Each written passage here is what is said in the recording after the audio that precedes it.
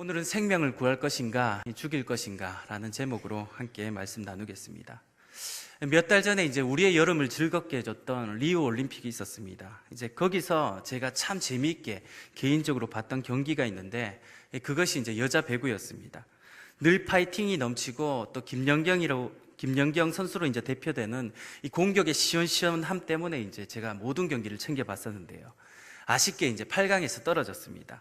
최선을 다한 경기였지만 그래서 아쉬웠는데, 그런데 이제 8강전이 끝나고 나서 한 사람의 이름이 이제 실시간 검색어에서 막 오르락내리락 하는 거예요. 그 이름이 이제 박정아라는 선수였는데요. 왜냐하면 이제 그날 네덜란드하고 경기를 하는데 이 선수가 리시브 실수를 무려 16개나 하고 그로 인해 혼자 실점한 점수가 23점, 거의 한 세트를 내줬습니다. 그러다 보니까 사람들의 비난의 해설들이 막 쏟아졌던 것 아닙니까? 그래서 이제 SNS에 찾아가고 게시판에 막 악플을 달고 막 그러니까 이 선수가 너무나 괴로워서 자기 SNS도 이제 폐쇄시켜버리고 이제 잠적을 해버리고 말았는 거예요. 저 역시도 이제 교육자의 입장에서 같이 욕을 하면 안 되는데 솔직한 마음으로 이제 욕까지는 아니더라도 어느 정도 이제 욕들에 대한 수긍은 했습니다. 그래, 제가 잘못했지. 이런 일들을 막 했던 거예요.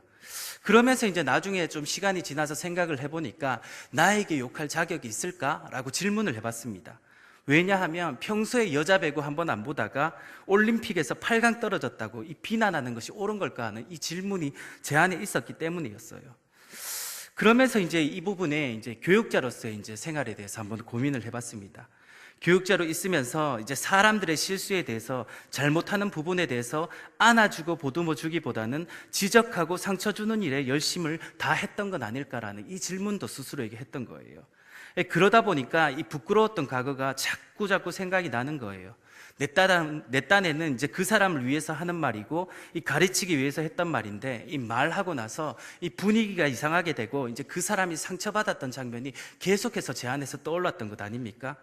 이 생명을 위한 것이다, 이 대의를 위한 것이다, 주와 복음을 위한 것이다 라고 했던 이 수많은 말과 행동들에 대해서 과연 스스로 떳떳한가? 라고 이 질문을 해보니 참 쉽지 않음을 이제 제가 스스로 발견할 수 있었습니다. 사실 사람이 남의 잘못을 지적하는 것에 대해서는 너무나 쉬운 일이에요. 특히나 저 같은 교육자는 이 말씀의 힘을 빌려서 남을 가르치기는 잘 하는데 그 말씀을 이제 자기에게 적용하지 못하는 이러한 딜레마를 가지고 있습니다. 지적은 그래서 늘 열심히 하는데 자기 자신은 늘 열내라는 거예요. 그러다 보니까 오늘 말씀이 더욱더 아프게 이제 저에게 다가왔습니다. 스스로의 들보는 못 보면서 남의 티끌 하나 찾는 데는 열심을 내던 사람이 바로 나였구나라는 것이 말씀 가운데서 막 깨달아졌던 것 아닙니까? 그래서 오늘 말씀을 반복해서 이제 묵상을 했습니다. 그러면서 질문한 거예요. 내가 바리새인 같지 않나? 그리고 교육자로 불리는 내가, 이 목사라고 불리는 내가 너는 좀 나으냐? 라는 이 질문을 해보니까 답이 딱 하나, 결코 아니라라는 이 결론을 내렸던 것 아닙니까? 사실 하나님이 시키니까 은사를 가지고 이제 설교는 하고 있지만 제가 잘하고 있어 그런 것은 아니더라고요. 사실 스스로 죄인이라고 생각을 하면 입 다물고 가만히 있어야 정상인데, 말하는 건 마치 제가 이 한국교회를 책임질 듯이 막 그렇게 이야기를 하고 있지 않습니까? 이것은 제가 스스로 잘하고 있다라는 이 전제가 제 안에 깔려 있었기 때문에 그런 말들이 가능했던 거더라고요. 왜 이런 생각들을 할까요? 내가 잘하고 있다라는 이 생각 때문이었습니다. 그러나 실상 이런 생각들이 사람을 죽이고 아프게 하는 것들 아닙니까?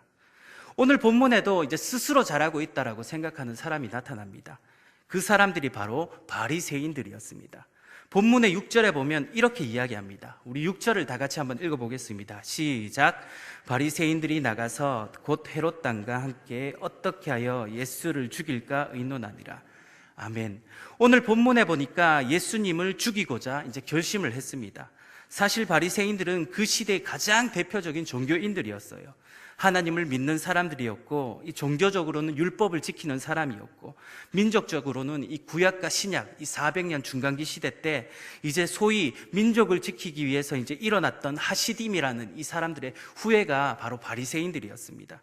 그렇지만 이러한 경건함을 가지고 있는 종교인들도 안에 잘못된 생각들과 잘못된 의식 구조를 수용하기 시작하니까 이 생명을 죽이는 사람들로 자꾸 변해갔던 것 아닙니까? 그런 의미에서 오늘 본문은 우리에게 경고로 다가와야 해요. 사실 사람을 실제로 죽이는 것만이 살인이 아닙니다. 정신적으로 핍박하고 환경적으로 핍박을 하면 그것 자체가 이 살인이 될 수 있다는 거예요. 바리새인들이 어떻게 그렇게 되었을까요? 처음에는 그렇게 경건했는데, 처음에는 하나님을 따르던 그런 사람들이었는데 그 사람들이 왜 그렇게 변질되어 갔습니까? 저는 그 이유를 이제 성경에서 찾았습니다. 첫 번째는 이 마음의 완악함 때문이었더라고요. 오늘 5절을 보시면 그들의 마음의 완악함을 탄식하사라고 예수님이 말씀하십니다. 여기에 보면 이 완악하다라는 단어를 살펴보면 이 단어의 본래의 뜻이 뭐냐 하면 자기밖에는 아무것도 생각하지 않는 사람, 자기만의 생각으로 굳어진 상태, 즉 철저한 이기적인 이런 마음을 가지고 있는 상태가 이 완악하다라는 뜻을 가지고 있었습니다. 왜 이런 결과들이 나왔을까요? 처음 마음들을 그들 가운데 잃어버렸기 때문에 그렇게 나왔던 것 아니겠습니까? 사실 우리도 신앙생활을 하면서 점점 변해가는 것은 우리의 처음 마음들이 하나님 앞에서 잃어버렸기 때문에 그렇게 변해가는 것들 아니냐고요. 제가 아는 목사님이 한 분 계셨습니다. 이분과 그렇게 친하지는 않았는데 제자 훈련의 보급을 위해서 서울에서 이제 제가 다니는 학교까지 매주 그렇게 방문을 해서 열심히 강의를 해주던 그런 목사님이셨습니다.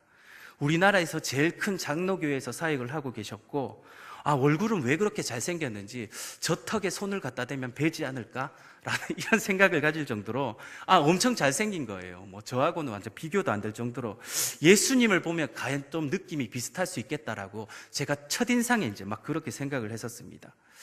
그런데 작년쯤에 이제 이분을 뉴스에서 이제 보게 된 거예요. 왜 보게 되었느냐 하니까 서울역에서 이제 어떤 여성들의 이제 은밀한 부분을 이제 카메라로 찍다가 이제 그 현장에서 이제 경찰에게 잡혀서 그렇게 검거가 된 겁니다. 제가 그걸 보면서 마음이 너무 아팠던 기억이 있습니다. 여러 기사에서 이 기독교의 타락이다, 뭐다 이런 말들을 많이 했는데 개인적으로 제가 그분을 알았기 때문에 더욱더 말을 하지 못했던 것 아닙니까? 사실 처음부터 그분이 그랬겠냐고요? 아니에요. 제가 기억하는 그분은 한 영혼에 대한 소중함을 누구보다 강조하시던 그런 목사님이셨습니다. 그렇게 순수한 그분이 무너진 것은 다른 것이 없이 바로 하나님 앞에서의 이 처음 마음이 무너졌기 때문에 그런 결과들이 나타난 것 아닙니까? 사실 그 목사님이 자기가 하는 것이 죄라는 것을 몰랐겠습니까? 아니에요. 이 충분한 지식을 가지고 있음에도 불구하고 그렇게 죄를 지었던 것은 이 정의는 아는데 이 바른 것은 무엇인지 아는데 이 실천할 힘이 없었기 때문에 이 나타난 결과 아닙니까? 사실 오늘 우리는 지식에 대해서는 너무너무나 충분합니다. 그래서 교회에 오면 찬양하고 기도하고 예배는 어떻게 드려야 된다는 것에 대해서 너무나 경험적으로 많이 알고 계세요. 누가 봐도 여기 계신 성도님들은 교회 다니는 그러한 분으로 보이십니다. 이것은 이미 우리 안에 지식들이 가득하기 때문에 나타나는 결과 아닙니까? 그러나 그 지식에 합당한 삶을 오늘 우리가 살아가고 있느냐라고 질문을 해본다면 그것에 대해서 저를 포함한 여러분들이 자신 있게 대답할 수 있을까요? 저는 어릴 적 저희 아버지한테 들었던 말이 있습니다. 항상 아버지가 이제 무언가를 이야기하기 시작하면 조금 달라요. 제가 알고 있는 것과 다르면 그냥 아버지를 인정해 주면서 그냥 넘어가면 될 건데 뭔지 몰라도 그 삐딱한 걸 못 보겠는 거예요.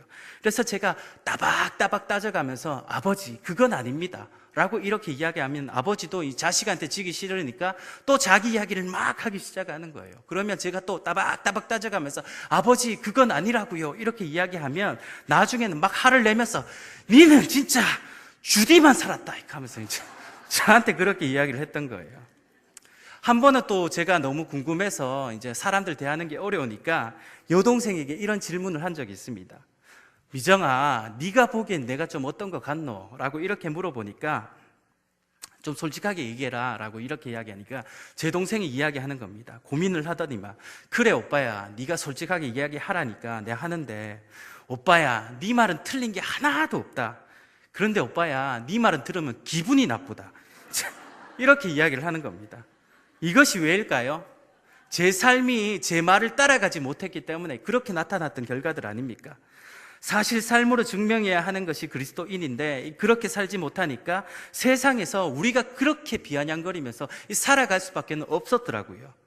오늘 우리는 오랫동안 교회 다니면서 이 가슴 아픈 것들이 나타났습니다. 하나님을 사랑하는 이 일, 그렇게 뜨겁게 예배를 드리고 주님 앞에 눈물을 흘리고 기도하고 통곡하면서 은혜를 받았습니다. 그와 더불어서 이 하나님에 대한 지식들도 날로 쌓아갔던 것 아닙니까? 그런데 한편으로는 이 하나님에 대한 이 마음들을 점점 더 우리 안에 잃어갔던 거예요. 지식은 가졌는데, 이 그리스도인이라는 이름을 가졌는데, 목사라는 타이틀은 가졌는데, 집사라는 타이틀과 장로, 권사라는 타이틀을 가졌는데, 그 이름에 걸맞는 능력 있는 삶에 대해서는 이 살아가지 못하는 것이 오늘 우리의 솔직한 심령들 아닙니까? 이것은 처음 마음을 우리가 잃어버렸기 때문이에요. 제가 목사가 되고 나서 가장 많이 들었던 말이 무엇인 줄 아세요? 선배 목사님들이 저한테 이야기하는 겁니다. 초심 잃으면 안 된다. 초심 잃으면 안 된다. 이게 한두 분이 이제 그렇게 이야기하면 이제 그냥 그런가 보다 하고 넘어갈 텐데, 제가 이제 밖에서 만나는 분들도 초심 잃으면 안 된다라고 이제 저한테 그렇게 이야기를 하는 겁니다. 그때부터 저도 대답했습니다. 나중에 교회를 개척하면 꼭 교회 이름은 초심교회로 짓겠다. 이제 그렇게 이야기를 했던 겁니다. 왜 선배 목사님들이 이런 이야기들을 하셨을까요? 바로 그렇게 변해버린 사람들이 많았기 때문에, 그런 결과들을 자주 봤었기 때문에 초심을 잃지 말라는 것을 가장 강조하셨던 것 아닙니까? 왜 이런 결과들이 나타납니까? 우리의 생각에 갇혀서 모든 것을 판단해 버렸기 때문이라는 거예요. 하나님의 은혜보다는 이 경험 안에서 모든 것을 판단해 버리고 말아서 이 처음 마음을 잃어버리게 되었고, 그 결과가 이 생명 냄새가 전혀 나지 않는 사람을 죽이는 사람으로 우리가 변해갔다라는 겁니다. 오늘 본문의 바리새인들도 마찬가지였습니다. 그들은 금식에 대한 생각, 그리고 안식일에 대한 사고에 대해서 철저히 자기 경험에, 종교적 경험에 갇혀버리고 말았던 겁니다. 그래서 마가복음 2장 18절에 보면 이렇게 이야기합니다. 우리 앞장에 2장 18절을 우리 다 같이 읽어보겠습니다. 2장 18절입니다. 시작.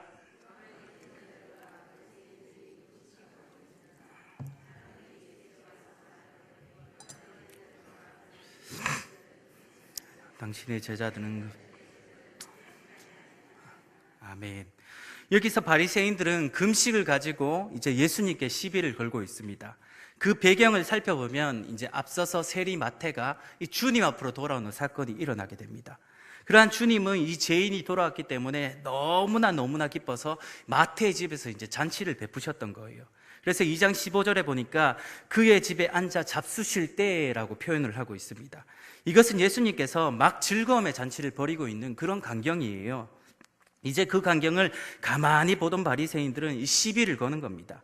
아마 저희들만 먹는 것이 안 입고 왔는지 어땠는지는 잘 몰라도 우리는 금식하는데, 이 요한의 제자들도 금식하는데, 다 금식하던데 왜 당신네들은 먹고 마시고 있습니까? 라는 질문을 하고 있는 거예요. 예수님 당시에 이 바리새인들은 이 종교적 경건을 위해 일주일에 이틀 정도는 이제 금식을 했다라고 합니다. 그런데 예수님께서는 이러한 질문에 이렇게 대답을 하셨던 겁니다. 2장 19절인데요. 다 같이 한번 읽어보겠습니다. 2장 19절 시작. 예수께서 그들에게 이르시되 혼인집 손님들이 신랑과 함께 있을 때 금식할 수 있느냐? 신랑과 함께 있을 동안에는 금식할 수 없느니라. 아멘. 예수님은 여기서 지금은 금식의 때가 아니다 라고 말씀하고 계십니다. 바리새인들은 지금은 금식을 해야 하는데 라고 말하고 있는데, 정작 예수님은 금식의 때가 아니라고 이야기하고 있는 거예요. 왜 그랬을까요? 앞서 이야기했던 것처럼 마태가 돌아왔습니다. 죄인 마태가 회개하고 돌아와서 예수님의 제자가 되었습니다. 생명이 탄생한 거예요. 그러니까 지금은 축제의 시간이고 지금은 잔치를 벌려야 하고 즐거워해야 할 시간이다 라고 이렇게 이야기를 하는 겁니다. 그런데 하필이면 그때 바리새인들은 와서 금식 왜 안 하느냐라고 이렇게 시비를 걸고 있다라는 겁니다. 이것은 자기 경험에 갇혔기 때문에 이러한 것들로 나타났던 것 아닙니까? 또 다른 이 경험에 갇혀있는 독단의 한 가지는 안식일의 케이스였습니다. 2장 23절도 우리 다 같이 한 목소리를 읽어보겠습니다. 2장 23절입니다. 시작.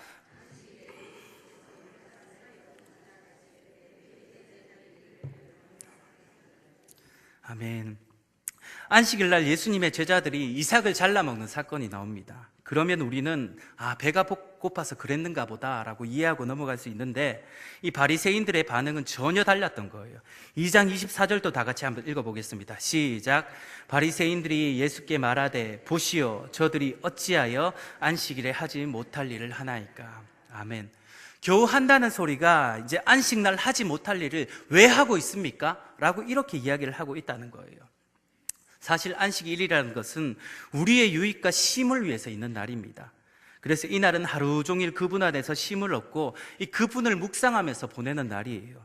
그러나 이런 하나님의 마음을 헤아리지 못하고 이 안식일이라는 이 종교의식이나 전통을 절대화시켜서 이 바리새인들은 안식일에 이삭 몇 개 잘라 먹었다고 이제 정죄하고 다니고 있다라는 거예요. 왜 그런 결과들이 나왔겠습니까? 자기 경험, 이 경험에 갇혀버렸기 때문이에요. 그 당시 바리새인들은 이 스스로 거룩하다라고 여겼습니다. 성경은 단순히 안식일을 기억하며 거룩하게 지켜라 라고 이야기를 했는데 이 바리새인들은 성경에 무언가를 계속해서 더하기 시작했어요. 그래서 이제 안식일을 위한 규례를 만들기 시작합니다. 몇 개를 만들었냐 찾아보니까 39개나 만들었던 거예요. 그 중에는 이런 것도 있었습니다. 500m까지는 걸어도 된다. 그 이상은 일이다 라고 이렇게 이야기를 하고 얼마 정도의 무게까지는 들어졌는데 그 이상 드는 것은 일이다 라고 하면서 여러 가지 규례들을 막 만들어냈던 것 아닙니까? 여기서 핵심이 무엇이었냐면 일을 하지 말라는 거예요. 성경은 거룩하게 구별되게 하루를 하나님을 묵상하며 감사하며 지내라 라고 이야기를 하셨지 일에 대한 규정은 만들지 않았습니다.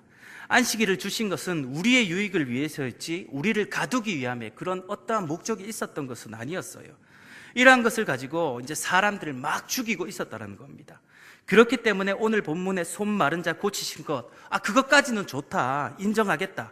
근데 왜 안식일에 고치는데 그거 일이지 않느냐라고 이렇게 이야기하면서 시비를 걸고 있다는 겁니다. 그러면서 이 결과가 나중에는 예수님을 죽이려고까지 모의했던 것 아닙니까? 우리 역시 바리새인들과 같이 죽이는 자가 아닌지를 스스로 돌아볼 필요가 있어요. 제자들이 안식일에 이삭 몇 개 자르는 것을 보고 시비를 걸고 이 스스로의 거룩성에 취해서 예수님이 손 마른 자를 고치는 생명을 살리고 있는 이 일에도 그들은 시비를 걸고 있다라는 겁니다. 사실 여러분들은 교회에서 헌신적이고 하나님 일에 적극적인 분이시라는 것은 의심할 여지도 없습니다. 그렇지만 우리가 하고 있는 헌신으로 이 다른 사람을 만약 정죄하고 있다라면 그것은 우리가 한번 고민해 봐야 될 상황 아닐까요? 마치 바리새인처럼 칭찬받는 종교인이지만 하나님 앞에서 책망받을 것밖에 없다라면 그것보다 슬픈 인생이 어디 있겠냐고요. 사실 스스로가 죄인이라고 딱 생각이 되면 이 남 탓할 시간이 없습니다. 내가 부끄러운데, 내가 하나님 앞에 죄인인데 다른 사람 깎아내리고 그럴 시간이 어디 있냐고요. 나는 천부의 의지 없어서 손 들고 옵니다, 이런 고백을 하면서 늘 하나님 앞에 죄스러운 마음으로 이렇게 살아가지 않겠습니까? 이건 저도 마찬가지예요. 하나님 앞에서 스스로 잘하고 있다는 이런 착각 때문에 이 다른 사람들 쉽게 정죄하고 판단하고 그렇게 했던 겁니다. 사실 스스로의 들보는 보지 못했던 것 아닙니까? 사실 성경이 모든 사람을 보고 죄를 지었다고 하였으면 이 스스로는 이 죄인이다라는 것을 인식하며 사셔야 된다라는 거예요. 그런데 우리는 그렇지 않다라는 생각을 가지고 있으니까 이 스스로에게서는 계속해서 간대해져 가는 거예요. 그래도 이 설교를 들으면 다 남의 이야기가 되는 겁니다. 이거는 저 김 집사님이 들어야 된다. 저거는 이 집사님이 들어야 돼. 라고 이렇게 이야기하고, 맞네, 이거는 우리 신랑한테 하는 소리네. 라고 이렇게 이야기하고, 우리 아내가 이걸 꼭 들어야 되는데, 우리 아들, 딸은 이 중요한 시간에 어디 가고 있지? 뭐 이런 말들을 계속해서 하는 것 아닙니까? 사실 스스로가 죄인이라고 생각한다면 이 선포되어진 이 모든 말씀은 자기에게 하는 말씀이라는 것을 믿을 수 있기를 바랍니다. 이 모든 것이 스스로가 죄인이 아니다라는 생각을 가졌기 때문에 나타난 결과라는 거예요. 사실 결국 이런 생각들로 인해서 점점 더 우리로 인해서 생명이 죽어가는 겁니다.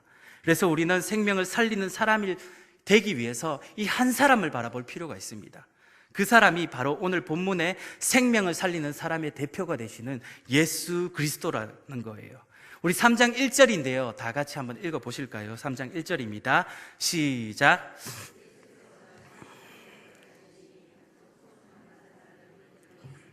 아멘. 다시 해당에 들어가는 그날이 안식일이었습니다. 그런데 거기에 이제 손 마른 사람이 한 사람이 있었던 거예요. 이 손이 마르다고 하는 것은 이제 손을 쓸 수가 없는 사람이다 라는 것을 이야기합니다. 오늘 본문에 나오는 이 사람에 대한 것은 정확하지는 않지만요, 오늘 본문을 해석하는 고대 유대 경전에 보니까 이 사람의 직업에 대해서 이제 해석해 놓은 것이 있는데, 이 사람의 직업이 미장이었답니다. 미장이라는 것이 시멘트로 바닥을 고르게 하거나 이 벽을 마무리하는 그런 직업을 가진 사람 아닙니까? 결론적으로 이제 손을 써야지만 이제 먹고 살 수 있는 직업을 가졌던 그런 사람이었던 거예요. 이 말은 원래는 정상적이었는데 어느 날 손이 말라버렸다는 겁니다. 이건 깊이 생각해 보지 않아도 치명적인 일이었을 거예요. 사실 저 같은 교육자는 입만 살아있으면 됩니다. 다른 것 없어도 이 입만 살아있으면 설교할 수 있는데, 이 미장이에게는 제가 어느 날 목소리가 안 나온 것처럼 손이 이제 말라버리는 그런 사건이 일어나게 되었다는 거예요. 그렇게 살아남을 수 있는 전부를 잃어버리고 만 상태가 지금의 오늘 본문의 상태라는 겁니다. 어떻게 보면 더 이상 직업을 수행할 능력이 없는 이 폐인과 같은 그런 상태, 나는 아무것도 없이 그렇게 무능력한 상태가 지금의 이 상태 아니겠습니까? 얼마나 이 사람이 인생에 대해서 좌절과 절망들을 했겠습니까? 그런데 예수님께서 이 사람을 보신 거예요. 그런데 거기 있는 바리새인들은 다른 목적을 가지고 있었습니다. 3장 2절을 우리 다 같이 한번 읽어보겠습니다. 3장 2절입니다. 시작. 술을 고발하여 하여 안식일에 그 사람을 고치시는가 주시하고 있거늘. 아멘. 바리새인들은 예수가 이 사람 고치나 안 고치나 보자, 그것이 바리새인들의 이 관심이었던 거예요. 이 불쌍한 사람, 내가 어떻게 도움을 줄 수 있을까? 이 사람이 어떻게 사회에서 다시 한번 일어날 수 있을까라는 생각을 가지기보다는 단순히 예수님에게 꼬투리 하나 잡을 것, 그거 하나 보려고 그 사건에 집중을 했다라는 겁니다. 왜 그랬을까요? 그 바리새인들에게는 이 복음적인 사고가 전혀 없었기 때문입니다. 이 사실 복음이라는 것은 주님이 우리 인생들을 불쌍히 여기셔서 자신을 십자가에 내어주심으로 인해 그 사실을 믿는 모든 자에게 하나님의 자녀가 되는 권세를 허락하신 이 사건을 이야기하는 것 아닙니까? 그래서 이 복음의 핵심은 생명을 주는 것, 사망에서 생명으로 옮겨가는 것, 여기에 핵심이 있다라는 거예요. 그래서 예수님이 이 땅 가운데 행하셨던 모든 기적에는 이 복음적 의식이 있었습니다. 그것이 바로 예수로 인해 생명을 살리는 이 구원의 일들을 그것을 통해서 예수님께서 보여주셨던 거예요. 그렇게 예수님의 관심은 이 생명이었습니다. 이 생명 살리는 것이 최우선의 관심이었어요. 그렇기에 세리 마태의 집에서 그가 구원을 받는 그날에 함께 잔치에 참여해 기뻐하셨고, 오늘 손 마른 자의 죽어가는 것을 보시고 살리시면서 그 기쁨을 회복시키셨던 것 아닙니까? 사실 예수님이 이 땅에서 올렸던 세리나 여자들은 당시에 소외받고 있던 많은 사람들에게 억압받고 있던 그런 사람들이었습니다. 그들에게 생명을 주는 것, 그것이 예수님의 관심이었고, 그 사역의 결정판이 바로 예수 그리스도의 이 십자가 사건이었다라는 거예요. 우리 역시 이 관심을 우리의 이웃들에게도 돌보셔야 된다는 겁니다. 예수님이 가지셨던 이 복음적 사고를 가지고 이 소외되고 아파하는 이웃을 향해 우리의 손을 펴나가는 것, 그것이 오늘 성경이 우리에게 이야기하는 것들 아닙니까? 그리고 그들에게 그리스도의 사랑으로 그들을 안을 수가 있어야 된다는 거예요. 성경 말씀에 이 구약과 신약에서 일관되게 하시는 말씀 중에 하나가 무엇이냐면, 고아와 가부들을 도우며 자기를 지켜 세속에 물들지 않게 지켜라 라고 그렇게 이야기를 하고 있습니다. 야고보는 이것을 보고 흠없는 경건이라고 우리에게 이야기를 하고 있다라는 거예요. 한마디로 이 생명 살리는 일을 좀 해라. 그리스도인이라고 불리우는 네가, 정말로 그 직분을 가지고 있다라는 네가, 부강교회 다니는 네가 이 생명 살리는 일을 좀 해라 라고 이야기하는 것이 오늘 성경에서 말하고 있는 사실 아닙니까? 오늘 본문이 우리에게 가르치고 있는 이 핵심적인 메시지는 주님이 하신 그 일을 보고 너희도 주님과 같이 그 생명 살리는 일을 해야 된다라는 것을 우리에게 이야기하고 계시다라는 거예요. 오늘 5절을 우리 다 같이 한번 읽어보겠습니다. 3장 5절입니다. 시작. 그들의 마음이 완악함을 탄식하사 노하심으로 그들을 둘러보시고 그 사람에게 이르시되 내 손을 내밀라 하시니 그가 내밀매 그 손이 회복되었더라. 아멘. 오늘 본문의 기적은 단순히 손만 나은 것이 아닙니다. 이 좌절과 낙심 속에 미래를 포기했던 이 손 마른 자의 인생이 회복되는 사건이었고, 무너졌던 자존감과 희망을 회복시킨 그런 사건이었습니다. 눈에 보이는 문제를 뛰어넘은 이 영적 문제마저 해결하는 그런 사건들 아니었습니까? 오늘 말씀이 우리에게 던져주는 도전도 마찬가지예요. 질문은 딱 두 개입니다. 생명을 살릴 것입니까? 죽일 것입니까? 이 두 가지 질문이 오늘 우리 안에 놓여 있는 거예요. 오늘 예수님은 가감히 이 생명을 살리는 선택을 했습니다. 그 결과 오늘 6절에서 논의되었던 것처럼 바리새인들과 이 반대되는 헤롯당과 의논을 하고, 결국 이런 의논과 논의는 예수님을 십자가에 죽게까지 하는 이 계기로까지 나가게 되었던 거예요. 당시의 바리새인들은 종교적인 신성 모독을 한 사람들에 대해서는 사형 집행을 할 수가 있었습니다. 그 예가 이제 스데반 집사님의 사건이었어요. 신성 모독했다고 여기어 그를 즉결로 돌로 던져서 이제 심판을 했지 않습니까? 그렇지만 예수님에게는 어떠한 종교적인 꼬투리도 잡을 수가 없었습니다. 그래서 정치적인 파워를 가진 헤롯 당과 이 논의를 했던 거예요. 그래서 예수님은 십자가형에 처해졌습니다. 누가복음 23장 2절에서 밝힌 예수님의 제목은 종교적인 제목이 아니라 이 정치적인 제목이었어요. 제가 읽어드릴게요. 무리가 다 일어나 예수를 빌라도에게 끌고 가서 고발하여 이르되 우리가 이 사람을 보매 우리 백성을 미혹하고 가이사에게 세금 바치는 것을 금하며 자친 왕 그리스도라 하더이다 하니, 백성을 미혹하고 가이사에게 세금 바치는 것을 금하고 자칭 왕이라는 이 정치적인 제목으로 이 십자가 사형에 이런 형을 언도하셨던 거예요. 주님은 그 오해를 받으면서도, 이 사람들의 비난을 받으면서도 이 한 사람을 향한, 한 인간을 향한 복음적인 사랑, 아니 그를 살리기 위해 마지막에 예수님은 십자가까지 기꺼이 가셨던 것 아닙니까? 자기를 희생하고 결국은 이웃들을 살렸던 거예요.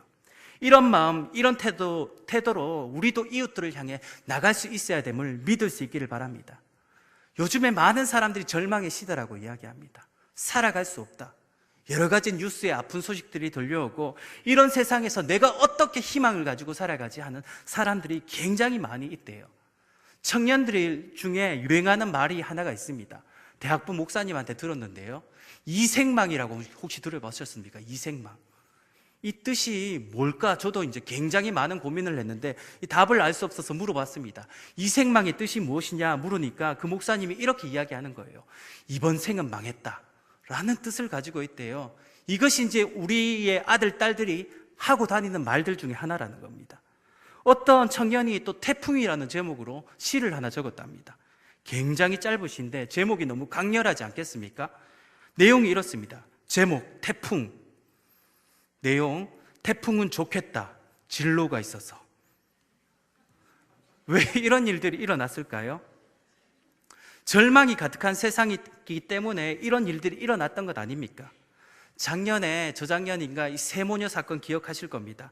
이 세모녀가 어릴 적 아버지가 죽고 나서 어머니가 힘들게 살다가 더 이상 이 삶을 이어갈 수가 없어서 마지막 달 월세 70만 원을 봉투에 딱 넣고 이 세모녀가 자살하는 사건 때문에 이 대한민국에 한번 이슈화됐던 그런 사건이 있었을 겁니다.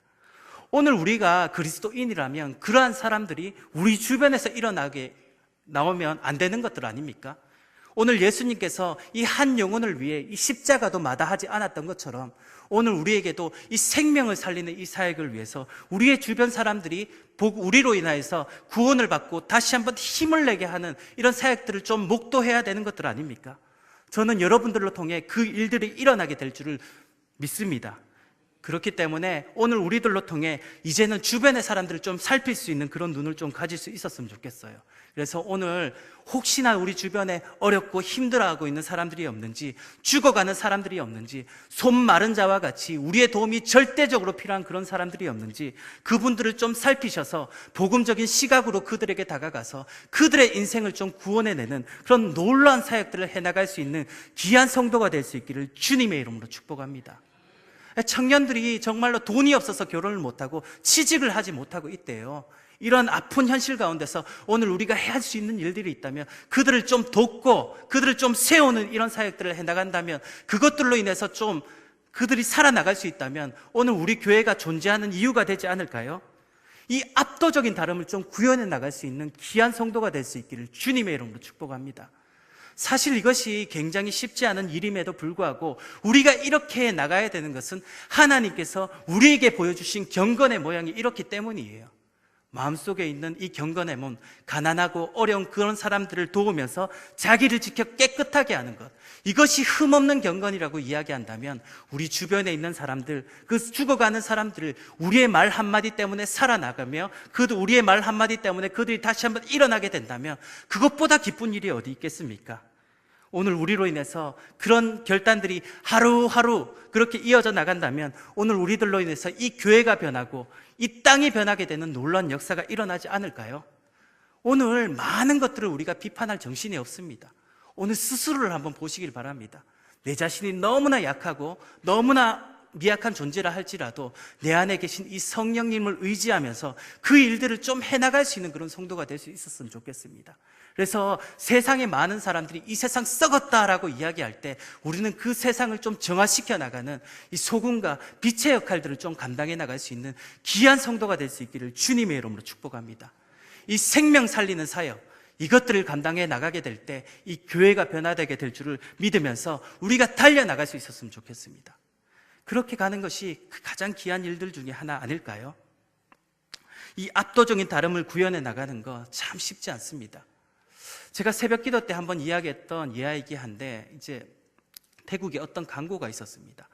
이 광고가 어떤 내용이냐 하면, 이제 한 아이가 있었는데 약국에서 약을 훔치다가 그렇게 어떤 이제 약국 주인에게 걸리게 된 거예요. 그래서 많은 사람들이 보는 앞에서 막 매질을 당하게 됩니다.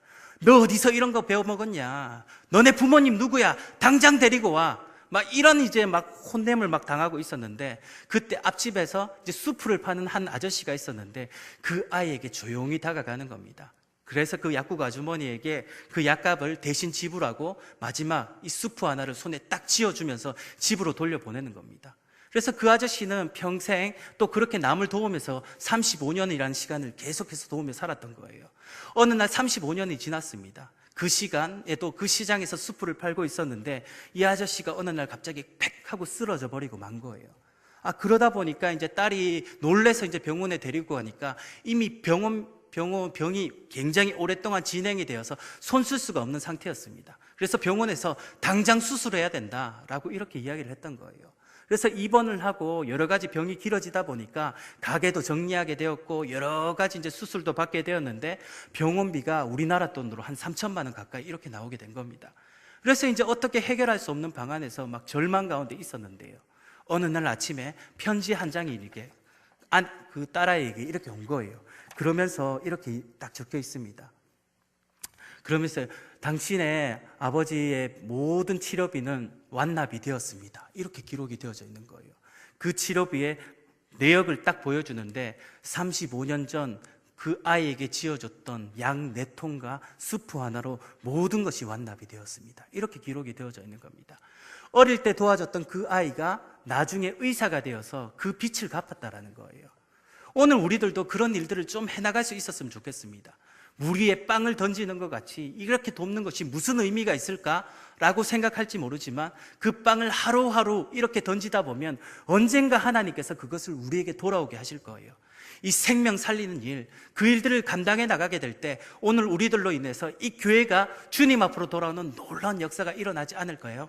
그러니 사랑하는 성도님들, 오늘도 열심히 물 위에 빵을 던지는 귀한 사역들을 감당해 나가셔서 이 생명 살리는 귀한 그리스도인이 될 수 있기를 주님의 이름으로 축복합니다.